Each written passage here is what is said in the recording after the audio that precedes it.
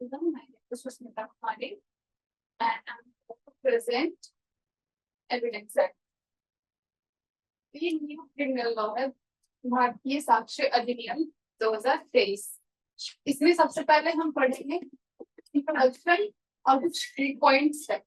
Introduction में हम पहले ये बात करेंगे कि जो भारतीय साक्ष्य अधिनियम है उसका पर्पस क्या है, वो ऑपरेट कैसे होगा, उसका नेचर क्या है और उसका इफेक्ट क्या है, ये पढ़ेंगे। और कुछ की पॉइंट्स पढ़ेंगे हम। की पॉइंट्स में बेसिकली बस ये सब आएगा कि enactment date, enforcement date, act number, section, chapter, schedule, ये जो है की पॉइंट्स, ये जुडिशरी के पॉइंट ऑफ व्यू से बहुत इंपॉर्टेंट है। इसमें हमेशा हर एक जुडिशरी एग्जाम में देख लीजिए, बिहार हो, राजस्थान हो, यूपी हो, जो भी हो, इसमें ये तीन बहुत इंपॉर्टेंट है जो हमेशा पूछा जाता है। सबसे पहले हम ये देखेंगे इनैक्टमेंट डेट। तो इसको इनैक्टमेंट डेट को हम एसेंट डेट बोलते हैं कि जो हमारा भारतीय साक्ष्य अधिनियम 2023 है, ये कब मतलब इसका इनैक्टमेंट कब हुआ था, इसको पार्लियामेंट एसेंट कब दिया था। तो इसका जो एसेंट वाला डेट है 25 दिसंबर 2023 है। ये इन्फोर्स में आया है 1 जुलाई 2024 को, और ये act number 47 of 2023। Act number का मतलब ये है कि जो 2023 में जो ये एक्ट बना वो 47 नंबर पे था। अब इसमें टोटल सेक्शन 170 है। इसमें एक शेड्यूल दिया गया है, ये पहले नहीं था बट इसको अभी ऐड किया गया है। टोटल चैप्टर 12 है और इसमें 4 पार्ट दिया हुआ है। और एक क्वेश्चन और आता है जुडिशरी के एग्जाम में कि law of evidence is, then ये लेक्स फोरी होगा। लेक्स फोरी का मतलब होता है लॉ ऑफ फोरम। फिर इसमें ये 2 क्वेश्चन है जो कि जब हम इतना पढ़ लेंगे उसके बाद ये क्वेश्चन का आंसर ऑटोमेटिक मिल जाएगा। इसके बाद ये मैगजीन बहुत इंपॉर्टेंट है। इसके बाद हम पहले पर्पस देख लेते हैं कि जो भारतीय साक्ष्य अधिनियम है उसका पर्पस क्या है। तो इसका पर्पस है कि ये ट्रुथ को फाइंड आउट करता है, जिसमें कि कुछ सर्टेन डिस्प्यूट है उसको फाइंड आउट करता है। फिर सेकंड नंबर ऑपरेट, इसको ऑपरेट कैसे करते हैं, इसमें क्या क्या करना होता है। सबसे पहले इसमें आता है facts can prove, can not prove, burden of proof. अब फैक्ट कैन प्रूव मतलब आप कैसे प्रूफ करोगे और कैसे प्रूफ नहीं करोगे। उसके बाद फिर हमारा आता है कि बर्डन ऑफ प्रूफ। अब बर्डन ऑफ प्रूफ किस पे लाइक होगा। सबसे पहले एक एग्जांपल लेते हैं।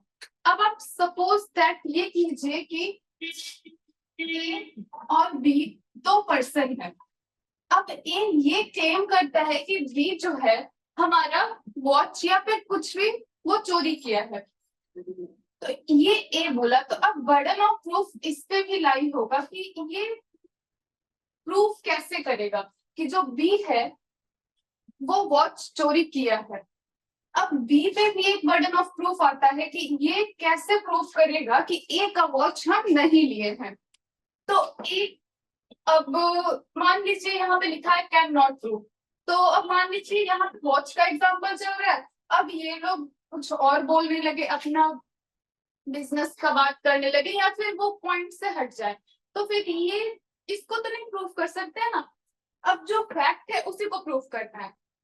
तो अब मान लीजिए ए कुछ पिक्चर शो करेगा, प्रीवियस पिक्चर शो करेगा ना कि हाँ जी देखिए हम पहले ये वॉच पहने हुए थे और ये मेरा वॉच है। फिर उसमें वो कुछ और एविडेंस देने के लिए वो कुछ प्रूफ देगा कि हाँ जो मेरा वॉच है, मतलब जो मेरा वॉच था वो कहीं पे उसका एक जगह पे स्क्रैच है, वो स्क्रैच एग्जैक्ट अगर वो बता देगा तो इससे क्या होगा, इससे ये साबित होगा कि हाँ ए का जो वॉच है वो सच में चोरी हुआ है।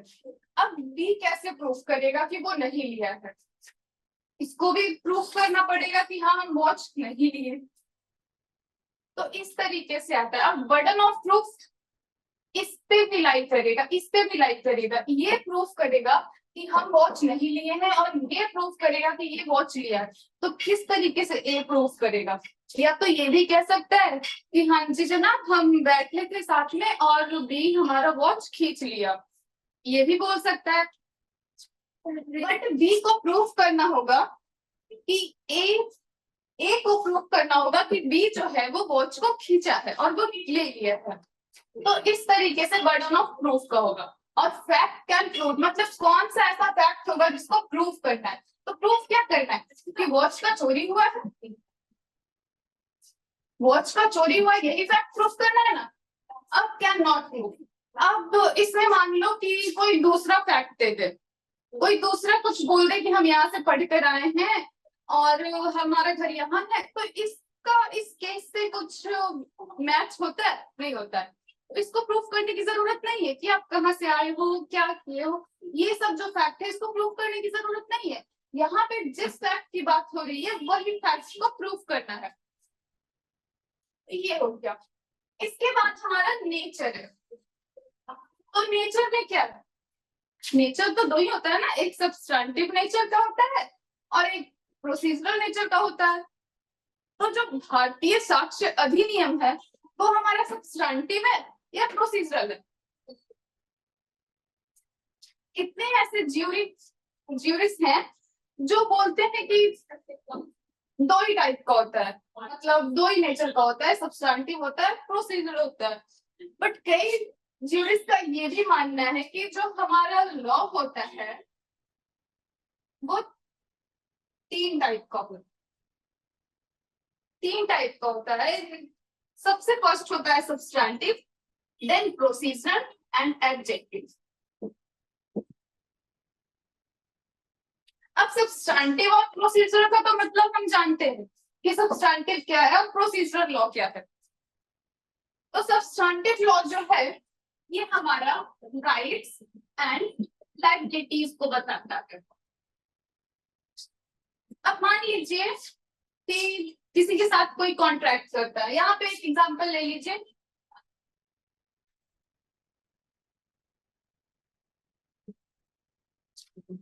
एग्जांपल ले लेते हैं यहाँ पे ए बी। ए है जो बी के साथ कोई कॉन्ट्रैक्ट करता है। अब बी क्या करता है कि ब्रीच कर देता है कॉन्ट्रैक्ट को। कॉन्ट्रैक्ट होता है एक बजट कुछ भी मान लो, या मान लो कि बी ए सेल करता है कुछ प्रॉपर्टी, बी परचेज करता है, बट बी क्या करता है कि बीच में कॉन्ट्रैक्ट को ब्रीच कर देता है, बी ब्रीच कर देता है। अब जब बी ब्रीच कर दिया है तो ए के पास कुछ तो रेमेडी होना चाहिए ना, वो हमारा सब्सटेंटिव लॉ ही बताता है, जो राइट्स एंड लायबिलिटीज बताता है। और ये भी बताता है कि अगर आपका कुछ कोई कॉन्ट्रैक्ट ब्रीच हुआ है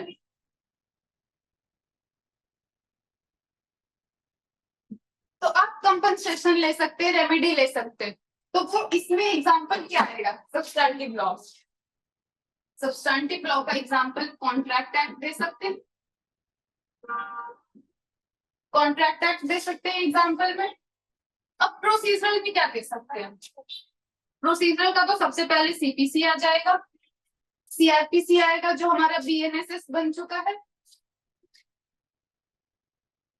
तो ये क्या है, सब्सटेंटिव हमारा राइट्स एंड लायबिलिटीज बताता है और जो प्रोसीजरल लॉ है वो प्रोसीजर बताता है कि अगर कुछ ब्रीच हुआ है तो इसको इस तरीके से प्रोसीड करना चाहिए, इस तरीके से प्रोसीड होगा। ये हो गया। अब यहाँ पे अब अच्छा ये नहीं बताएं एडजेक्टिव, एक एडजेक्टिव भी होता है।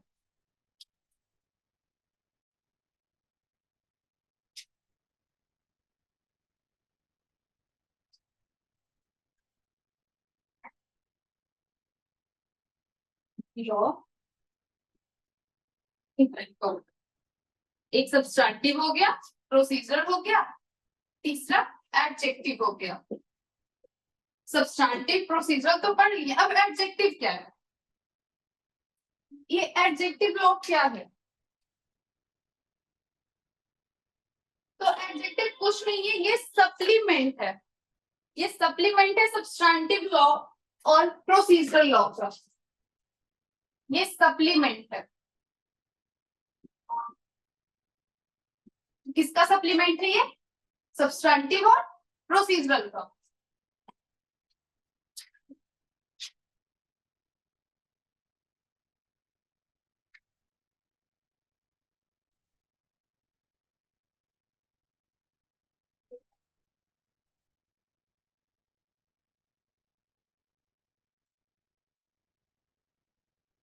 ये एक मैगजीन है, ऑडी अल्ट्रम पार्टम।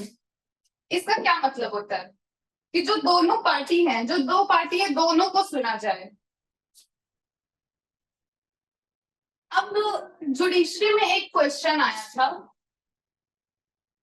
कि ये एविडेंस जो है पहले आया था प्रीवियस में, उस टाइम एविडेंस एक्ट फोर्स में था, बट ये क्वेश्चन था बेसिक ऑफ नेचर, मतलब जो क्वेश्चन आया था वो था कि इंडियन एविडेंस एक्ट का नेचर क्या है। अगर मान लो यहां से ऑप्शन दिया जाए आपको सब्सटेंटिव, प्रोसीजरल, एडजेक्टिव और ऑल ऑफ दिस, कंफ्यूज नहीं होना है कि सब्सटेंटिव प्रोसीजरल है, सब्सटेंटिव है या प्रोसीजरल है या एडजेक्टिव है। जो हमारा भारतीय साक्ष्य अधिनियम है ये दोनों है। ये मतलब जो है सब्सटेंटिव नेचर भी है इसका और इसका प्रोसीजरल नेचर भी है। और अब आप ये बोलोगे कि अभी आप ये पढ़ी कि इसका एडजेक्टिव नेचर भी है, बट जो प्रीलिम्स का एग्जाम होता है उसमें हम सुटेबल आंसर देते हैं। हमारा सुटेबल आंसर एडजेक्टिव होगा, ना कि ऑल ऑफ द एबव होगा। ये तो एक टाइप का क्वेश्चन है। दूसरे टाइप का क्वेश्चन है,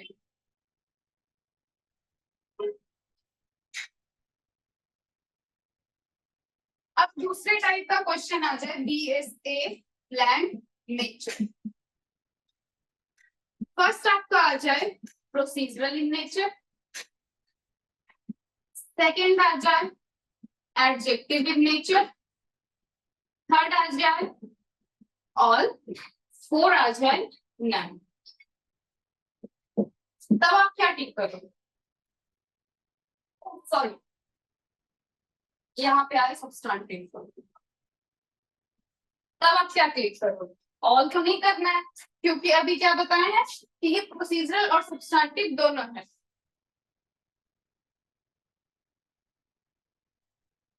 तो इसमें आ जाएगा प्रोसीजरल इन नेचर। अगर ऑप्शन ये रहे तो, बट अगर इसमें एडजेक्टिव भी ऑप्शन दे दिया हो तो याद ध्यान रखना है कि एडजेक्टिव को टिक करना है।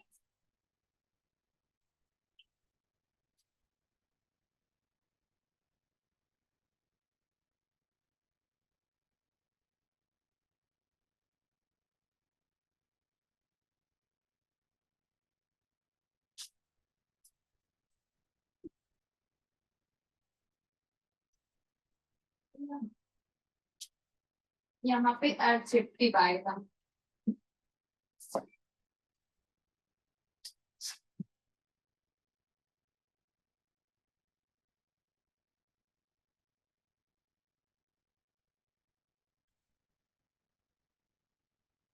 यहाँ प्रोसीजरल, सॉरी, यहाँ पे प्रोसीजरल नेचर आएगा।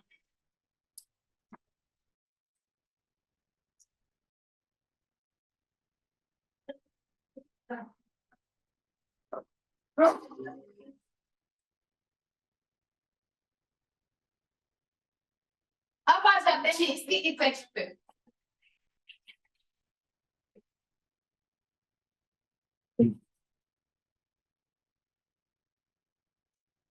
इफेक्ट,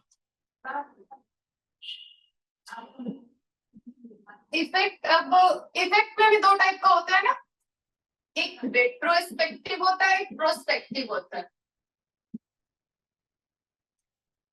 प्रोस्पेक्टिव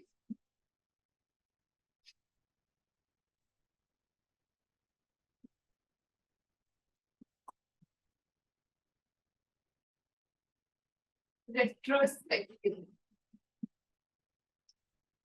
तो हमारा जो ये भारतीय साक्ष्य अधिनियम है, ये रेट्रोस्पेक्टिव इफेक्ट है या प्रोस्पेक्टिव इफेक्ट है? इससे पहले ये जान लेते हैं कि रेट्रोस्पेक्टिव इफेक्ट क्या होता है और प्रोस्पेक्टिव इफेक्ट क्या होता है।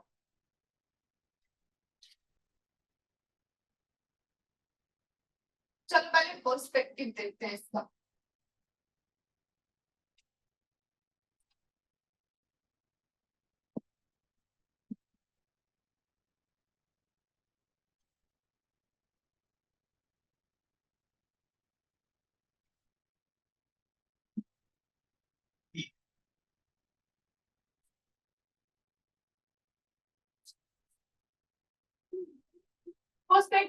पर्सपेक्टिव इफेक्ट हमारा ये है कि जैसे अब मान लो कि भारतीय साक्ष्य अधिनियम आ गया, तो अब क्या है, जो भी 1 जुलाई 2024 के बाद जो एविडेंस दिया जाएगा वो अंडर BSA दिया जाएगा। बट रेट्रोस्पेक्टिव इफेक्ट, सपोज करो कि हमारा केस चल रहा है, तो उसमें कौन सा दिया जाएगा? अगर एविडेंस देंगे तो उसमें मतलब कौन से लॉ के अंडर देंगे, या BSA के अंडर देंगे या फिर इंडियन एविडेंस के देंगे? तो 1 जुलाई 2024 से जो पहले इनिशिएट हुआ है केस, उसमें हमारा इंडियन एविडेंस एक्ट लगेगा।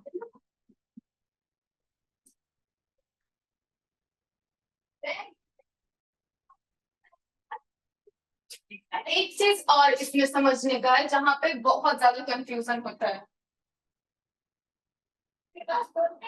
अब सपोज करो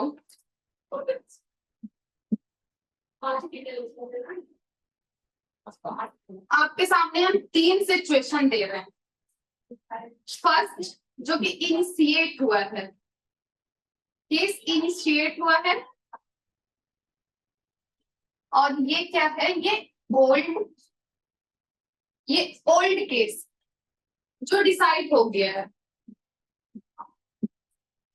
तीसरा है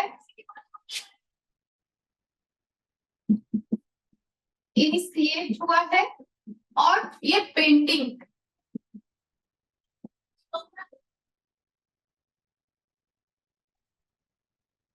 अब मान लो जो केस इनिशिएट हुआ है ये 1 जुलाई 2024 के बाद हुआ है, तो इसमें तो बहुत इजी है ना कि समझ में आ रहा है कि 1 जुलाई 2024 के बाद हुआ है या फिर उसी दिन हुआ है, तो भी हमारा यहाँ पे क्या लगेगा, भारतीय साक्ष्य अधिनियम ये लगेगा, अधिनियम 2023 लगेगा। अब ये ओल्ड केस है, कोई पुराना केस है। अब ये समझो इसको कि ये पुराना केस है, डिसाइड हुआ है या पेंडिंग है, इसमें जो ऐड करना है वो करो। अब ये जो पुराना केस है तो इसमें क्या लगेगा, इंडियन एविडेंस एक्ट लगेगा। जाहिर सी है ना कि ये पुराना केस है, ये 1 जुलाई 2024 से पहले का है, तो इस पे इंडियन एविडेंस एक्ट लगेगा। अब ये है कि इनिशिएट हुआ है, पेंडिंग है, तो इसमें 2 सिचुएशन हो सकता है ना। मान लो ये इनिशिएट हुआ हो 1 जुलाई 2023 के पहले, बिफोर, तब तो इस पे इंडियन एविडेंस एक्ट लगेगा। अगर ये 1 जुलाई 2023 से पहले हुआ है तब तो इंडियन एविडेंस एक्ट लगेगा। बट दूसरा सिचुएशन ये भी हो सकता है कि आफ्टर 1 जुलाई, आफ्टर 1 जुलाई 2023, सॉरी 24, सॉरी 24, 1 जुलाई 2024 के बाद हुआ हो तो इस पे BNS लगेगा। अगर आप लोग ड्रॉ करना चाह रहे हो तो फिर हम यहाँ पे अच्छे से ड्रॉ कर देते हैं, देन आप भी ड्रॉ कर लो डायग्राम बना लो, डायग्राम बनाने से अच्छे से समझ में आ जाएगा। इस तरीके से बना लो।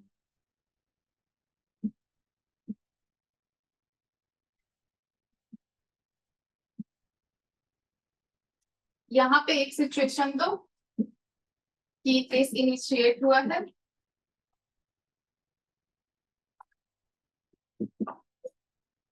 इनिशिएट हुआ है, ये ओल्ड केस है जो या तो डिसाइड हो गया है या तो पेंडिंग है। डिसाइड और पेंडिंग। तीसरा सिचुएशन क्या था? Initiate plus pending. इसका दो सिचुएशन होगा। ये सबका तो एक एक सिचुएशन ही बनेगा, क्योंकि यहाँ पे देखने से ही समझ में आ रहा है कि ये पुराना केस है, या तो डिसाइड हो गया है या तो पेंडिंग है। तो इसमें एक ही सिचुएशन बनता है कि इसमें क्लियर है, कुछ भी नहीं समझना है इसमें। इसमें सिंपल इंडियन एविडेंस एक्ट लगेगा। ये जो इनिशिएट हुआ है मतलब कि ये 2024 में हुआ है, 1 जुलाई 2024 के बाद इनिशिएट हुआ है या तो 1 जुलाई को इनिशिएट हुआ है। तो यहाँ पे भारतीय साक्ष्य अधिनियम 2023 लगेगा। यहाँ पे दो केस देखना है, यहाँ पे दो सिचुएशन बनेगा, ये एक आफ्टर का बनेगा और एक बिफोर का बनेगा।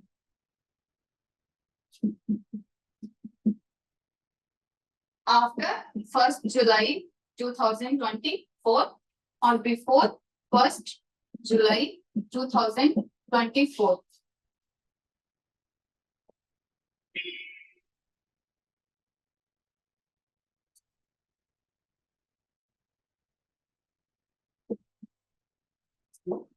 ये आफ्टर है तो इस पे बीएनएस लगेगा और बीएसए लगेगा। भारतीय साक्ष्य अधिनियम, इस पे हमारा एविडेंस एक्ट लगेगा।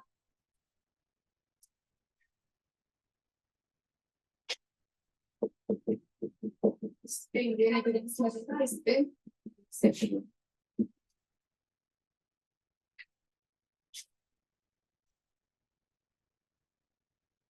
ये ड्रॉ करने के बाद दो क्वेश्चन लिख लेना जो जुडिशरी के पॉइंट ऑफ व्यू से अभी तो बहुत इंपॉर्टेंट है। जो अपकमिंग जुडिशरी एग्जाम आएगा उसमें ये दो क्वेश्चन पूछे जा सकते हैं, तो आप लोग इसको भी नोट डाउन कर ही लो।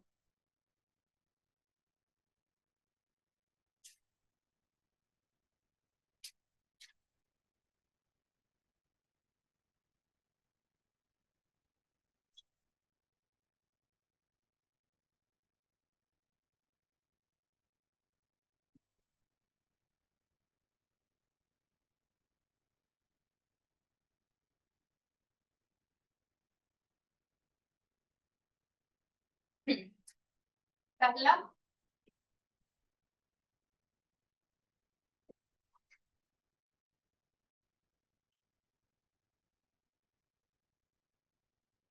तो ज्यादातर देखने को उसको अब अकेले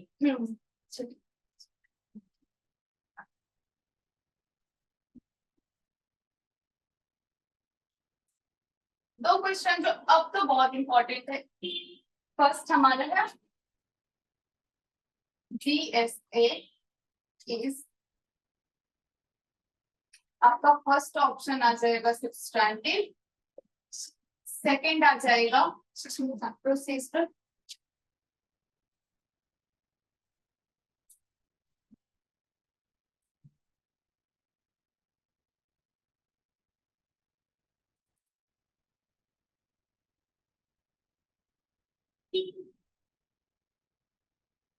थर्ड आ जाएगा हमारा ऑल।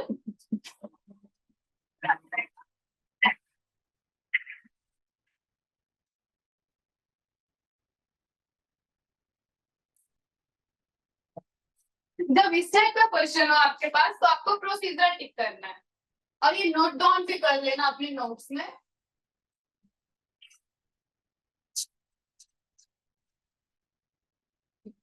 सेकेंड क्वेश्चन हमारे पास आएगा DSA इज ऑफ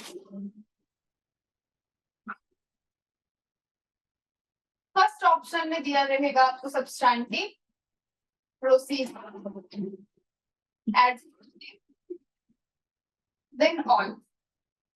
कंफ्यूज होना है कि जो हमारा भारतीय साक्ष्य अधिनियम है, हम पढ़े हैं कि सब्सट्रैंटिव भी है, प्रोसीजर भी है, एडजेक्टिव भी है। नहीं, हमें चूज करना है बिल्कुल एप्रोप्रिएट। इसमें हम एडजेक्टिव को चूज करें। ये हमारा जो एडजेक्टिव है ये आंसर होगा। कंफ्यूज बिल्कुल मत होना है इसमें, क्योंकि इसमें बताए हैं कि प्रोसीजरल भी है, सब्सट्रैंटिव भी है और इसको एडजेक्टिव भी है, ये एडजेक्टिव भी है। बट इसमें अगर प्रीलिम्स में आ जाए ये क्वेश्चन तो गलत नहीं करना है, एडजेक्टिव को टिक करना। और जब इस टाइप का ऑप्शन दे आपको तो आपको प्रोसीजरल टिक करना है।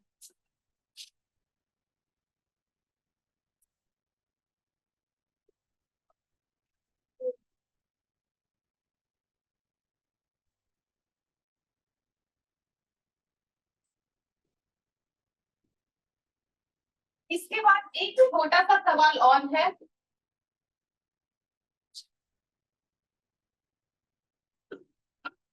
इसको भी नोट डाउन करना और स्टार मार्क करना। जितना भी क्वेश्चन बता रहे हैं सबको स्टार मार्क करना।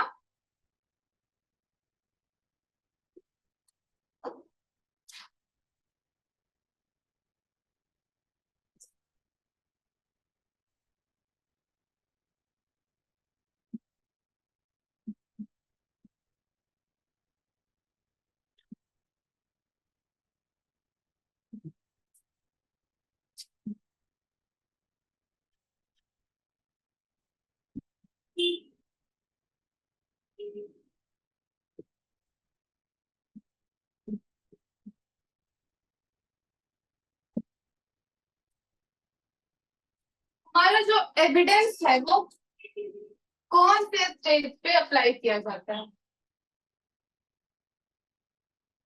सबको पता है, ट्रायल के टाइम पे किया जाता है। जब हमारा केस ट्रायल के स्टेज पे आ जाता है तब एविडेंस एक्ट को अप्लाई किया जाता है।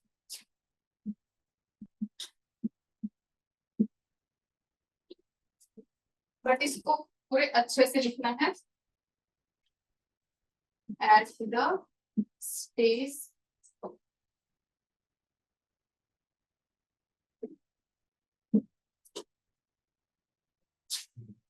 दो चीज इसमें और याद रखना है। याद क्या रखना है, ये बिल्कुल दिमाग में बिठा के रखना है कि हमारा जो लॉ ऑफ एविडेंस है वो क्या है, लेक्स स्पोरी है। अब लेक्स स्पोरी का मतलब क्या है, लॉ ऑफ फोरम। दूसरा एक सवाल और आता है जुडिशरी के, कोई भी जुडिशरी एग्जाम में बैठ जाओ क्वेश्चन आता है,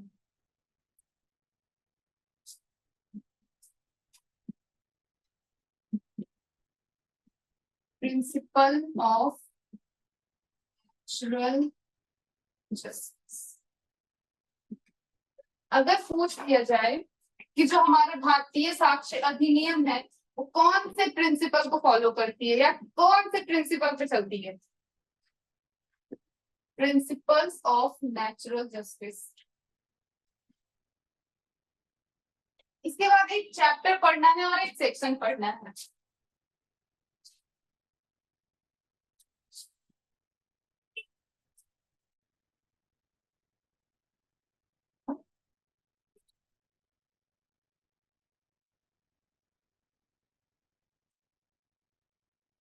चैप्टर 12 सेक्शन 170। इसमें बस इस चैप्टर में एक ही सेक्शन दिया गया है। बेयर एक्ट को तो बेयर एक्ट से खोल कर देख लेना, अच्छे से समझ में आ जाएगा।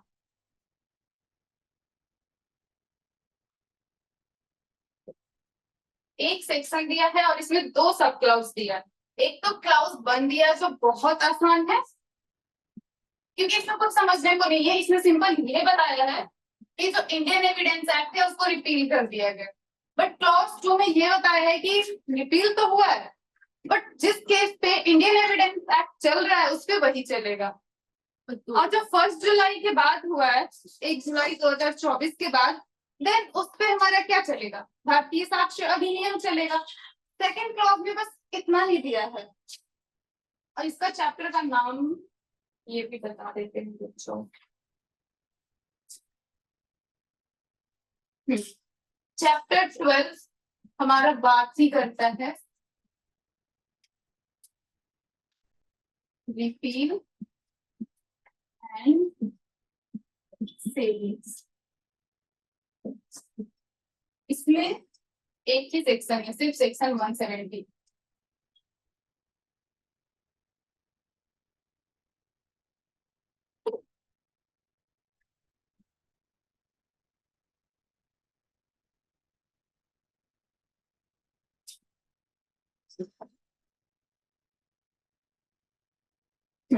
ठीक है।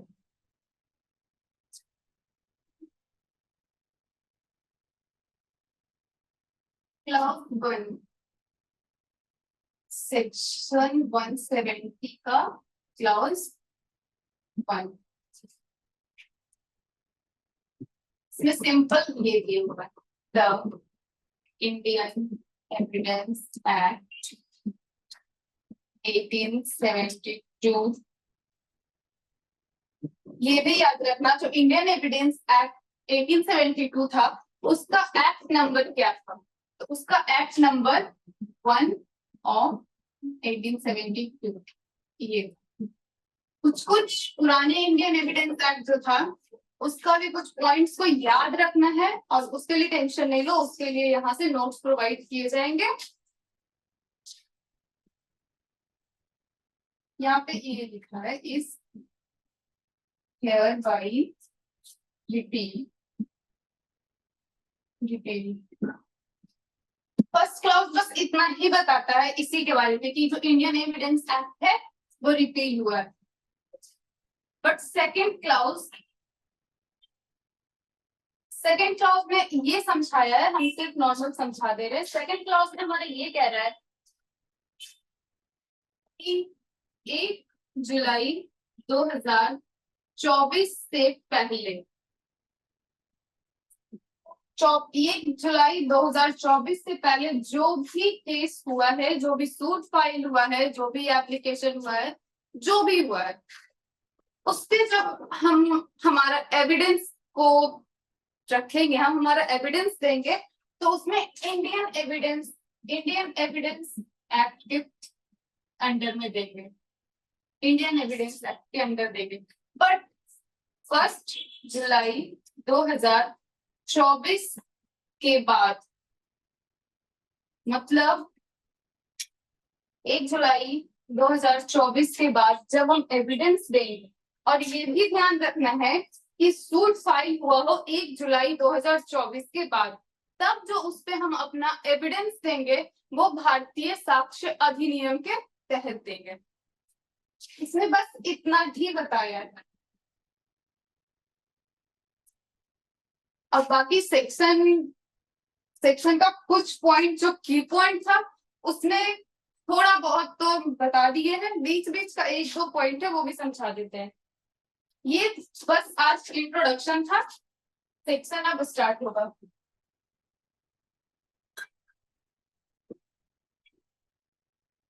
एक चैप्टर हमारा खत्म हो गया है, तो चैप्टर 12 था, ये खत्म हो गया। हमारे पास 11 चैप्टर है, इसको भी कवर करना है।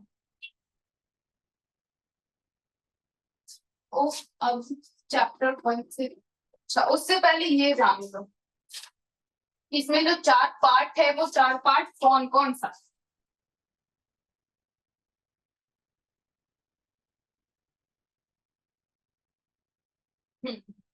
इंडियन एविडेंस एक्ट नहीं, अब तो भारतीय साक्ष्य अधिनियम। इसमें 4 पार्ट्स दिए हैं, नोट्स बनाते जाना। अब यहाँ पे फर्स्ट पार्ट,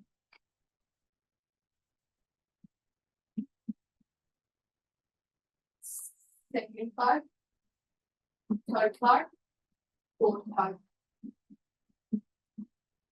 फर्स्ट पार्ट हमारा बात करता है preliminary.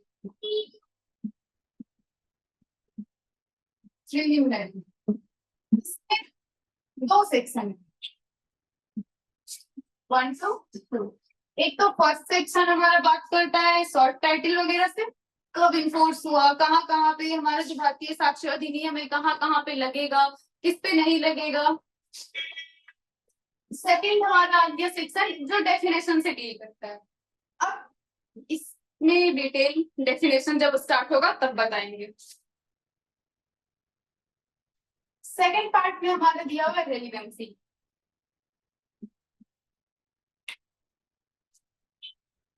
Relevancy of facts, relevancy of facts। इसमें सेक्शन 3 to मे बी 50 या 51 है। अब पार्ट थर्ड पार्ट बात करता है ऑन प्रूफ। फोर्थ पार्ट में हमारा दिया है production and effect of evidence. ये 4 पार्ट है, इसको नोट डाउन कर लो। आपको ये थोड़ा रुक जाइए, क्लास चल रही है। हाँ, पार्ट्स इतना ही दिया है। अब सेक्शन पे आते हैं।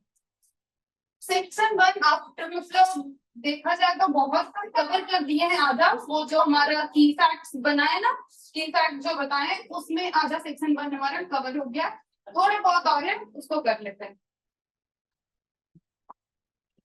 सेक्शन 1 से आते हैं। अब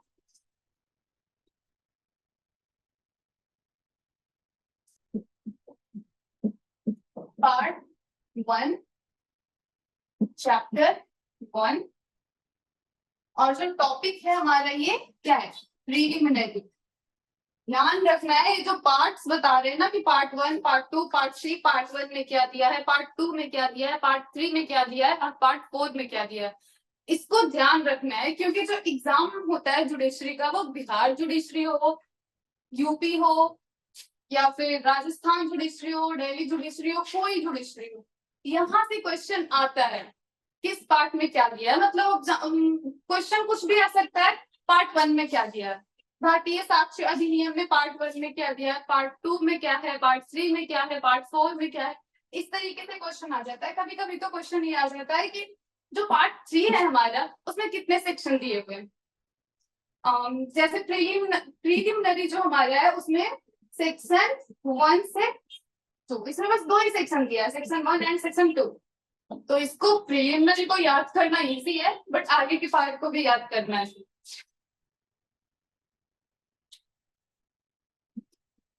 टॉपिक है हमारा प्रीलिमिनरी।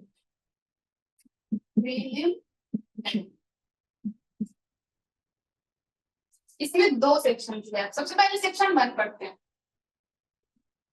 सेक्शन 1 में क्या दिया? सेक्शन 1 में हमारा शॉर्ट टाइटल दिया, शॉर्ट टाइटल एप्लीकेशन। यहाँ पे नोट डाउन इसलिए कर रहे हैं ताकि इससे आपको पता लगेगा कि जो हमारा इंडियन एविडेंस एक्ट था और भारतीय साक्ष्य अधिनियम जो है, इसमें क्या क्या चेंजेस हुए। तो आप ध्यान से देखना, short title application and commencement.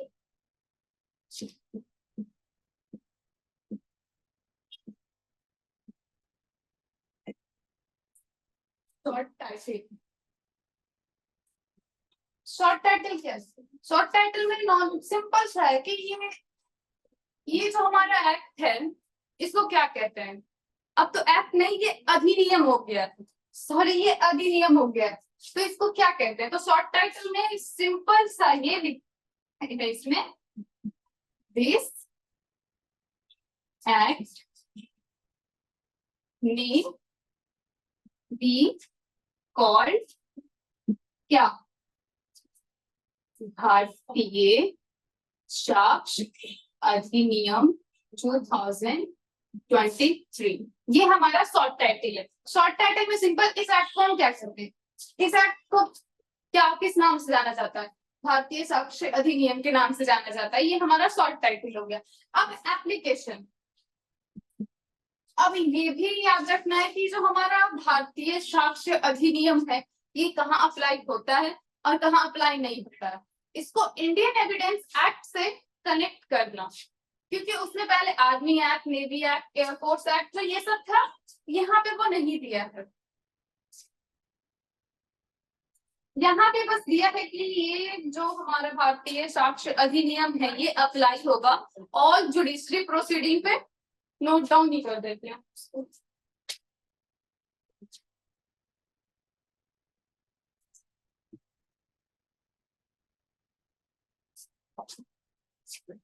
ये अप्लाई कहाँ का, सेक्शन 1 का तो हो गया, वो क्लॉज 1 था। अब ये सेक्शन 1 का क्लॉज 2, क्लॉज 2 में दिया है अप्लाई का।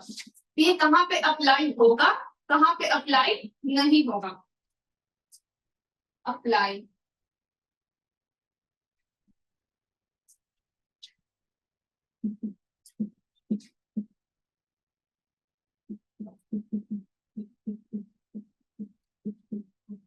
all judicial proceeding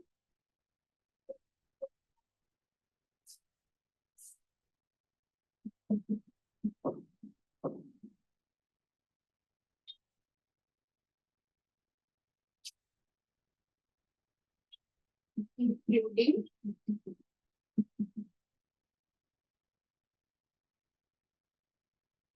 court of martial, ये अप्लाई होगा। ऑल जुडिशियल प्रोसीडिंग पे अप्लाई होगा। दूसरा कोर्ट ऑफ मार्शल पे अप्लाई होगा। अब ये अप्लाई कहाँ नहीं होगा, इसको भी देख लो। इसका भी पॉइंट बनाकर लिखना है, बुलेट पॉइंट बनाकर लिखना है जब कहाँ पे अप्लाई नहीं होगा। But not apply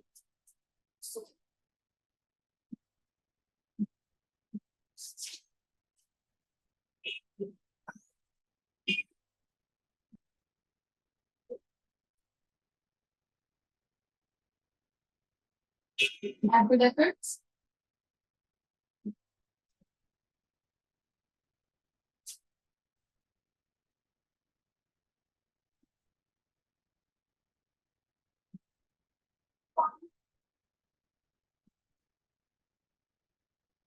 presented to any court or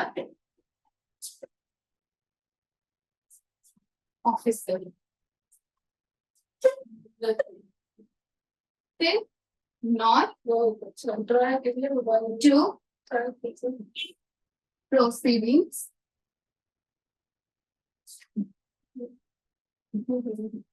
before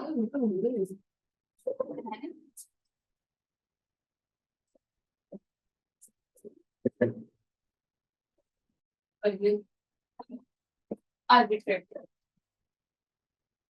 simple है ना, ये ऑल जुडिशियल प्रोसीडिंग पे अप्लाई होगा, कोर्ट ऑफ मार्शल पे अप्लाई होगा। बट कहाँ अप्लाई नहीं होगा, ये एफिडेविट्स पे अप्लाई नहीं होगा और ये आर्बिट्रेटर पे अप्लाई नहीं होगा, मतलब प्रोसीडिंग बिफोर एन आर्बिट्रेटर। तो यहाँ अप्लाई होगा, यहाँ अप्लाई नहीं होगा, ये हमारा क्लॉज 2 कहता है। अब यहाँ पे आ जाओ सेक्शन 1 का क्लॉज 3 में। क्लॉज 3 क्या कहता है,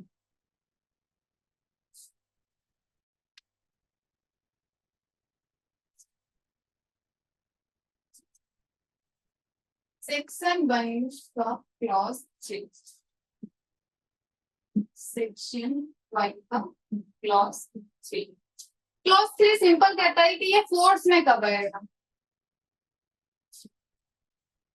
सिंपल, ये इन्फोर्समेंट डेट पूछ रहा है तो 1 जुलाई 2024।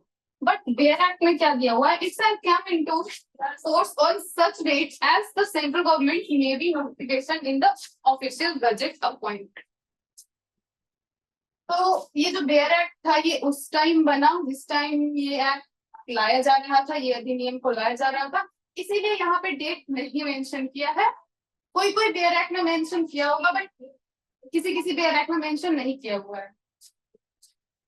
तो सेक्शन 1 का क्लॉज 3 हमारा हो गया डन।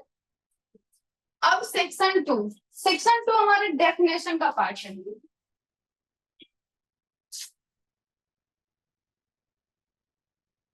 चलो सेक्शन 2 तक आज कवर कर लेते हैं, जितना होगा होगा, फिर नेक्स्ट क्लास में कवर करेंगे। नहीं दिख रहा,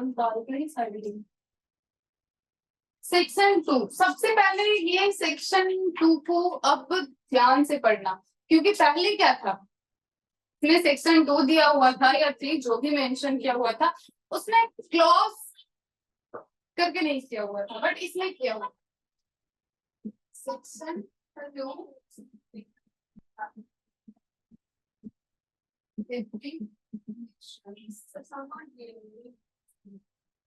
सेक्शन 2 के हमारा डेफिनेशन दिया हुआ। अब पढ़ना कैसे है इसको, ये देखो, सेक्शन 2 का क्लॉज 1 क्या कहता है। डेफिनेशन स्टार्ट होता है हमारा सेक्शन 2 का क्लॉज 1 सब क्लॉज ए।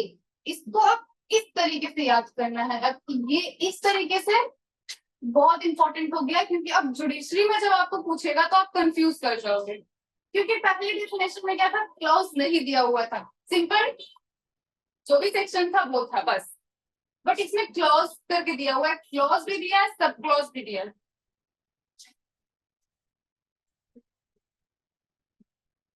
तो सेक्शन 2 का जो क्लॉज 1 है उसका सब क्लॉज ए है, उसमें कोड को डिफाइन किया गया।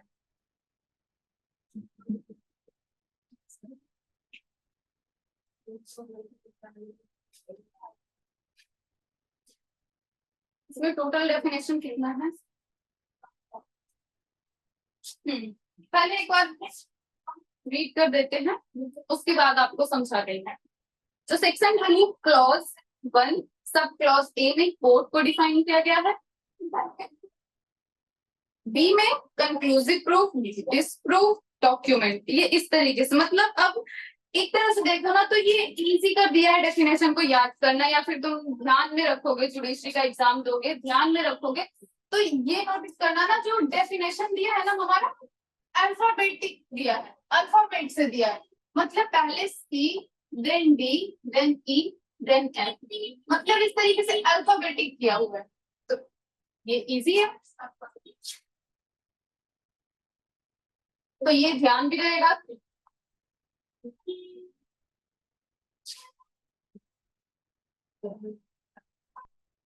डेफिनेशन का पार्ट अगर करेंगे तो बहुत लंबा चला जाएगा, इसीलिए इसको छोड़ देते हैं, यहाँ पे रहने देते हैं। सेक्शन 2 से कल स्टार्ट करते हैं। अगर आपको आज के क्लास से कोई भी डाउट है, कुछ भी डाउट अगर होता है कि कहीं पे कोई पार्ट समझ नहीं आया, कोई पॉइंट समझ में नहीं आया, तो आप बेझिझक नीचे दिए गए टोल फ्री नंबर पे आप कांटेक्ट कर सकते हैं। आपको इसके रिगार्डिंग नोट्स वगैरह भी अगर आप बोलोगे तो वो भी प्रोवाइड किया जाएगा। थैंक यू, आज के लिए बस इतना ही।